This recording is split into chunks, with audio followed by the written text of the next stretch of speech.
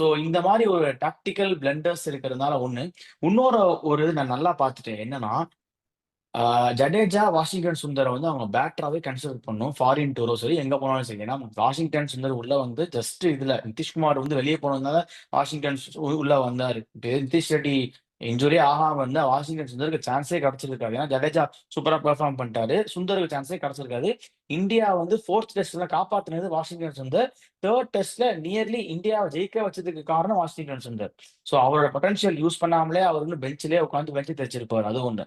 Second என்னன்னா, இப்ப நிதிஷ்குமார் ரெட்டி மாரி ஒரு ஒரு வைட்டல் பவுலர் வந்து கண்டிப்பா டீமுக்கு தேவை. இவங்க அதான் கேட்கறாங்க. 8த் வரணும், பேட்டிங்கும் பண்ணணும், ஃபாஸ்ட் பவுலிங்கும் போடணும். இந்த மாரி செனா கண்ட்ரீஸ்ல. அப்ப அவங்க என்ன பண்ணணும்? நிதிஷ்குமார் ரெட்டியவே நம்பிட்டு இருக்கக்கூடாது. நிதிஷ்குமார் ரெட்டி மாரி இந்தியா இந்தியா ஓவரால் இந்தியால எவ்வளோ பேர் வந்து ஃபாஸ்ட் பவுலிங் ஆல்ரவுண்டர்ஸ் இருக்காங்க, பேட்டிங் ஆல்ரவுண்டர்ஸ். ஃபுல்லி பேஸ்ல சொல்றேன். அவங்க எல்லாமே ஷார்ட் லிஸ்ட் பண்ணி, அவங்களுக்கு கோச் பண்ணி, என்சிஏக்கு அனுப்பி, அவங்களுக்கு இப்ப நீ சொன்ன மாரி ராஜவர்தன், அங்கரேக்கர் அப்படின்னு நெறைய பேர் இருக்காங்க. அந்த மாரி யங்ஸ்டர்ஸ் நெறைய பேர் ஐபிஎல்லே நெறைய பேர் இருக்கோம். நாகர்கோவில். நாகர்கோட்டை நெறைய பேர் இருக்காங்க யங்ஸ்டர்ஸ். ஐபிஎல்லே நெறைய பேர் இருக்காங்க. அவங்களலாம் ஐபிஎல் உடனே எடுத்து இந்தியன் டீம் ஆட சொல்லல.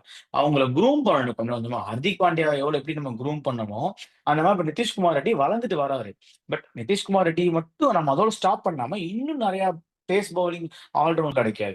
அதனால அவங்கள அந்த மாரி க்ரூம் பண்ணணும். அப்பனா தான் நம்ம அந்த இடத்துல அந்த ஸ்லாட்ல நம்ம வந்து மாட்டிக்காம, திரும்ப வேற வழி இல்லாம சர்துல் தாக்கர் கிட்ட போறது. சர்துல் தாக்கர் கிட்ட போனோம்னா 2மே ஒண்ணும் இல்லாம பாதி பாதியா போயிடுது.